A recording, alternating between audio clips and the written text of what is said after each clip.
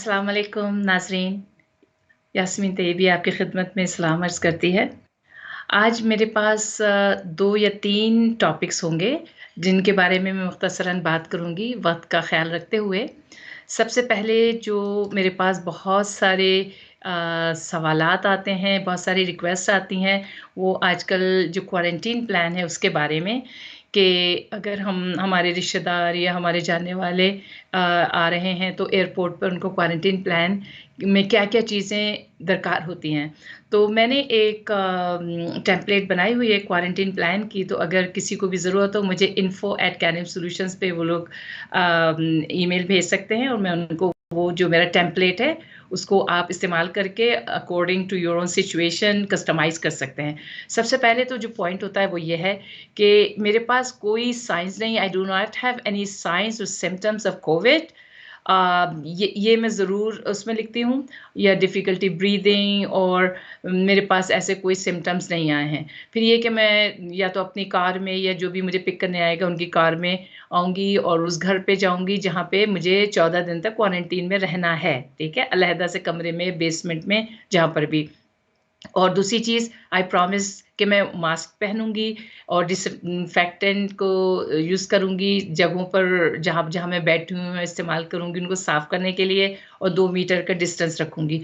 तो ये एक मैंने आपको छोटी-छोटी बातें बताई हैं, लेकिन इसमें बहुत सारी और लिस्ट में चीज़ें हैं कि कोई गेस्ट नहीं आएगा, कोई विज़िटर नहीं आएगा, जितने भी 14 दिन मैं क्वारंटीन में रहूँगी या रहूँगा। और मुझे एक ये बात का भी अच्छी तरह अंदाज़ा है कि मैं 14 दिन तक कहीं पर भी उस जगह से बाहर कदम नहीं निकालूँगी। उसके अलावा मैं अपनी सेहत को बाकायदा देखती रहूँगी, चेक करती रहूँगी और अगर मुझे कोई साइन कोविड का नज़र आएगा, तो राइट अवे मैं हेल्थ डिपार्टमेंट को जो कोविड से रिलेटेड है, उसको मैं उससे राब्ता करके और उनसे मदद माँगूँगी प्रोफेशनल और जो भी वो मुझे हिदायत देंगे, उसके हिसाब से चलूँगी, ठीक है? और अगर खुदा ना ख़ास्ता सिम्पटम्स पाए गए तो ज़ाहिर है क्वारंटीन का पीरियड मेरे लिए और लंबा हो जाएगा। और उसमें ये भी ज़रूरी लिखना होता है कि मैं अपने घर से या जहाँ पर मैं हूँ 14 दिन तक मैं वहाँ से बाहर नहीं जाऊँगी जब तक कि मेरा क्वारंटीन का जो 14 दिन का पीरियड है वो ख़त्म ना हो जाए। और उसके अलावा ये है कि मुस्तक़िल अपने आप को अपडेट रखूँगी और देखती रहूँगी कि कोविड की जो वेबसाइट है उस पर कोई नए अहकामात आए हैं तो उनको मुझे देखना बहुत ज़रूरी है, ताकि मुझे पता चले कि इस वक़्त कनाडा में कोविड की अप टू मिनट सिचुएशन क्या है।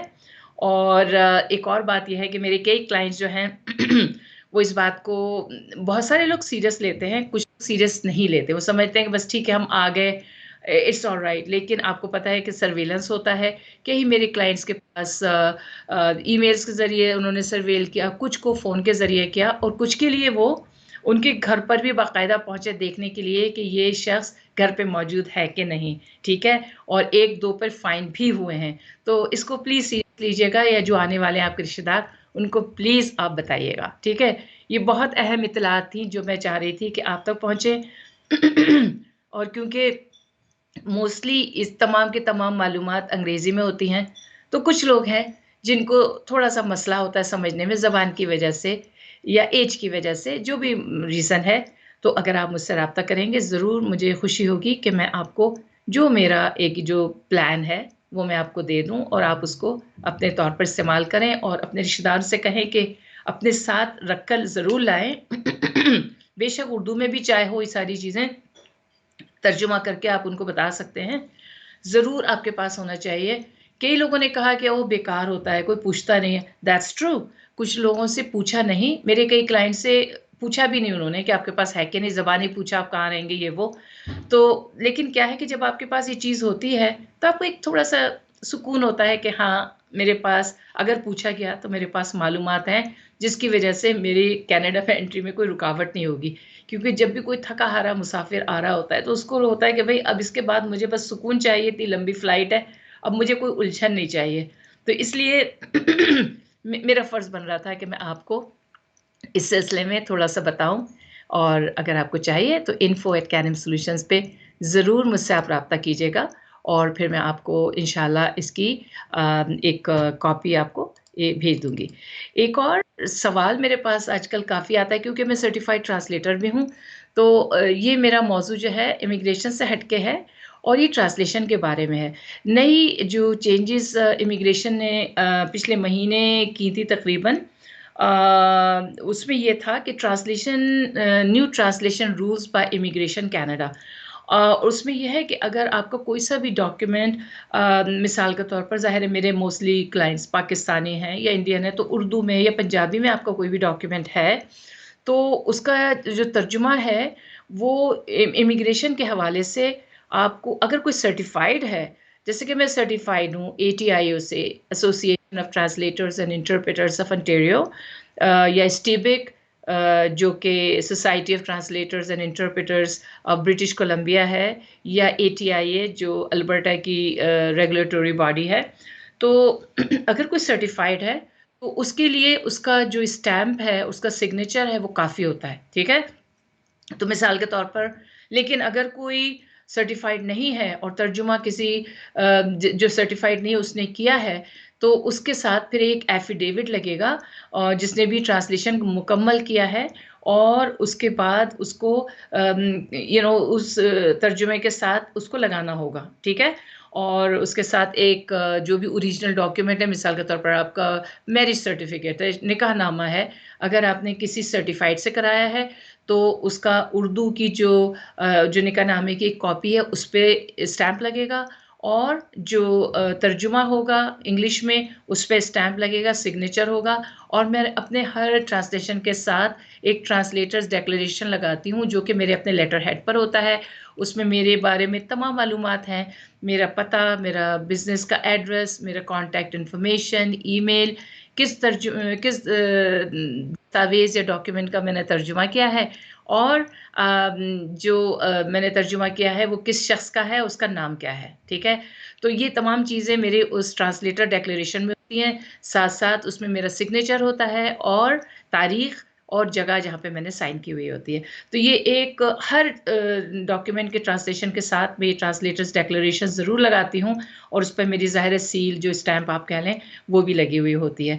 तो इमिग्रेशन के साथ अगर कोई भी सर्टिफाइड ट्रांसलेशन है, तो उनको कोई कहना चाहिए कि कोई इश्यू नहीं होता इस डॉक्यूमेंट को समझने के लिए, क्योंकि जब हम सर्टिफाइड ट्रांसलेटर बनते हैं, तो हमने एक तरह से एक हलफ उठाया होता है कि जो भी हम लिखेंगे या जो भी तर्जुमा होगा, वो हू बहू मिनो अन वही होगा जो कि उर्दू के डॉक्यूमेंट में है। तो उसमें कोई रद्दो-बदल भी नहीं कर सकते, ठीक है? जो लिखा हुआ है, जैसा लिखा हुआ है, उसी का ही एग्ज़ैक्टली तर्जुमा होगा, सही है? लेकिन अगर कोई जो सर्टिफ़ाइड नहीं है, वो तर्जुमा कर रहा है, तो उसको फिर ज़ाहिर है उनको अटेस्ट कराना होगा, ठीक है? और अटेस्ट कराने के लिए किस-किस से आप करा सकते हैं, नोटरी पब्लिक से आप करा सकते हैं, कमिश्नर ऑफ ओथ से करा सकते हैं, वगैरह-वगैरह।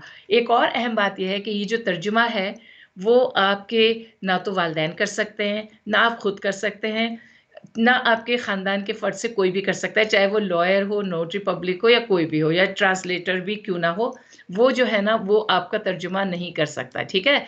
वो तर्जुमा जो है और उसमें ना गार्जियंस, ना बहन-भाई, ना शौहर, ना बीवी, ना कॉमन लॉ पार्टनर, ना दादा-दादी, नाना-नानी, ना बच्चे, ना अंकल और आंट्स, ना भतीजे-भतीजी, ना फर्स्ट कज़िन्स। तो इन लोगों को उन्होंने मुस्तस्ना किया हुआ है तर्जुमे के लिए, जो कि ये एफ़िडेविट फ़राहम नहीं कर सकते आपके तर्जुमे के साथ, ठीक है?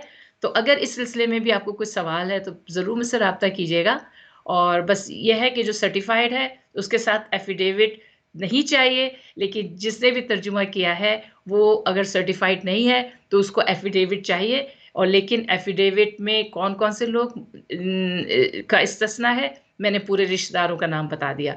तो कोशिश कीजिए कि अगर आपका इमिग्रेशन का डॉक्यूमेंट है, तो चाहे वो किसी भी ज़बान में हो, आप सर्टिफ़ाइड ट्रांसलेटर से कराएँ, तो फिर आपको इंशाल्लाह आगे कभी भी कोई मसला नहीं होगा, और उर्दू के डॉक्यूमेंट्स के तर्जुमे के लिए आप मुझसे भी राब्ता कर सकते हैं, और ईमेल के ज़रिए भी कर सकते हैं, और फ़ोन भी कर सकते हैं, और इंशाअल्लाह ताला आपको अच्छा तर्जुमा सही वक़्त पे, और अर्जेंट भी हम लोग करते हैं, तो उसके हिसाब से हम आपको तर्जुमा फ़राहम करेंगे। तो आज की इस सेशन के लिए यही 2 मैंने टॉपिक्स चुने थे, और वक़्त का ख़्याल रखते हुए और मेरे ख़्याल से इतना काफ़ी है आज के लिए। प्लीज़ ज़रूर राब्ता कीजिएगा, चाहे इमिग्रेशन के हवाले से या ट्रांसलेशन के हवाले से आपको कोई सवाल है, कुछ पूछना है या तर्जुमा करवाना है, ज़रूर राब्ता कीजिएगा। बहुत-बहुत शुक्रिया। अस्सलाम वालेकुम व रहमतुल्लाहि व बरकातहू। इंशाअल्लाह फिर मुलाकात होगी। अल्लाह हाफ़िज़।